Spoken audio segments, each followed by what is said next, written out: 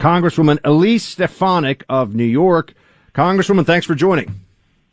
Good to be with you. Tell us first what your thoughts are on the gun control bill that has 10 Republicans who have at least agreed in the Senate to vote with it. Well, certainly there is no text out yet. So as we've seen, some of these negotiations end up falling apart when it gets to the details. My concern is that any type of gun safety legislation, immediately after these horrific tragedies, Democrats move to taking away law-abiding people's guns. And that is not the right direction.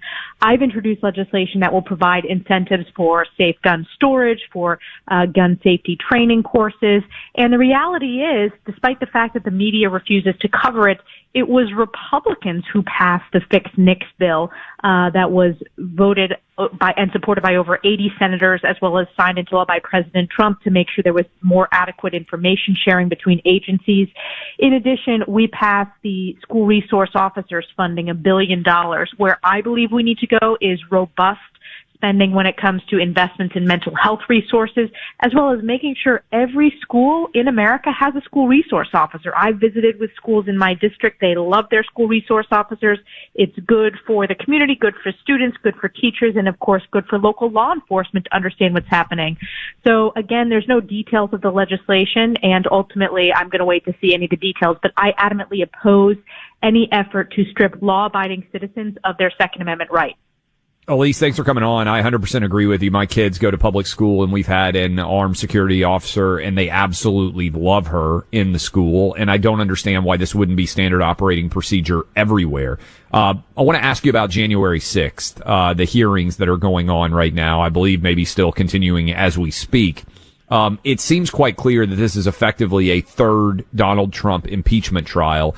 And Buck and I were talking about earlier in the show that we feel as if the entire purpose of what is effectively a show trial is to put political pressure and demand that Donald Trump be charged with a crime by Merrick Garland. Does it feel that way to you in terms of your analysis? Where is this going? How much longer will it go on? Does anyone care? How would you assess January 6th hearings in general? So my assessment is these hearings are very much a political circus, a partisan witch hunt. And this is, impeachment part 3, impeachment hoax 3. And look at the players you have. You have Adam Schiff on the panel. You have Jamie Raskin on the panel. You have Benny Thompson. Jamie Raskin, by the way, and Benny Thompson voted to object to previous elections when it was Republicans. So they objected in 2005 in Benny Thompson's case, and Jamie Raskin said that he called on Congress to impeach President Trump before President Trump was sworn into office. My sense is that when I go home to my district, which is all the time, people are talking about inflation, gas prices, the crime crisis in America, the border crisis. I didn't have a single constituent ask me about January 6th during our last 2-week district work period. And I think Democrats understand they're losing on every other issue that they've caused, all these crises. So they're trying to change the narrative. But I'm a big believer that the American people are smart. They can see right through this. The other important part of these hearings that's unprecedented is you don't have any Republican appointed members. That's the first time in the history of the Congress that, and Nancy Pelosi is shredding any precedent, that you don't have members appointed by Kevin McCarthy, in this case the Republicans. So when I was part of, impeachment round 1, there were Republicans in the room who were able to cross-examine the witnesses, who were able to point out when Democrats cherry-picked. We're not able to do that because we're not even in the room.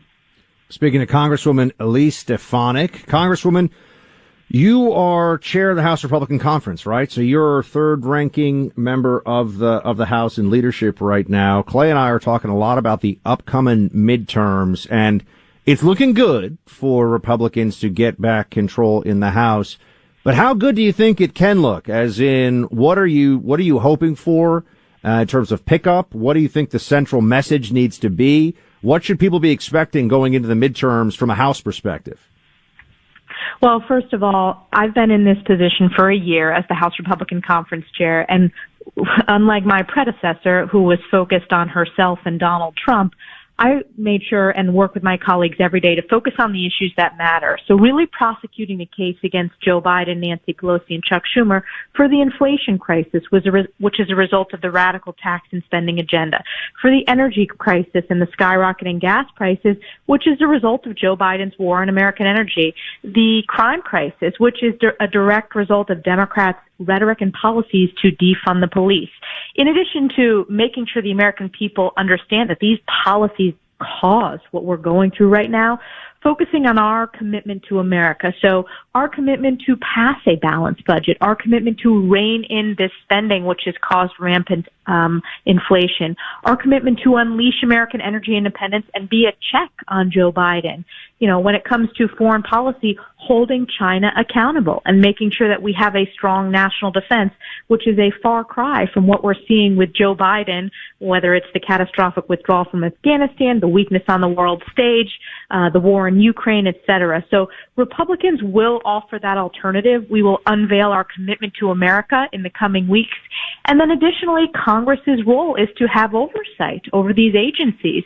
So, for example, when it comes to the border crisis, making sure that we're holding this administration accountable for their abject disaster that they've caused on our southern border. Elise, last question for you, and appreciate the time with us here. Joe Biden, I'm sure you saw all the articles all weekend long where Democrats were coming after him, some of your colleagues on the Democratic side in the House. Do you think Joe Biden's going to run again in 24? Well, certainly, you know, the White House has put out messaging that he will run again, and I believe that ultimately he will run again as probably the most unpopular first-term president seeking re-election. And boy, if the election were held today, Republicans would certainly win the White House. I think the midterms are going to be very telling. You previously asked how many seats. You know, when my political team and myself are meeting with candidates across the country, we're going pretty deep. We're going into territories that Joe Biden won these districts by 12, 15 points, but he's underwater there today because voters feel buyer's remorse. So do I think he's going to run? Do I not think he's going to run? I think Democrats realize they have real problems. They're about to have a shellacking this November and catastrophic losses. That's why you're seeing over 30 Democrats already announced their retirement earlier this year, and they're still heading for the hills in terms of not wanting to be on the ballot. So I'm not going to play guesswork in terms of the presidential. I do think he will be a very, very weak nominee just because he's been a very weak president, very weak commander-in-chief. And the American people are smart. They know, over nearly 80% understand that we're headed in the wrong direction. No doubt. She's Congresswoman Elise Stefanik doing fantastic work for people in New York. We appreciate the time.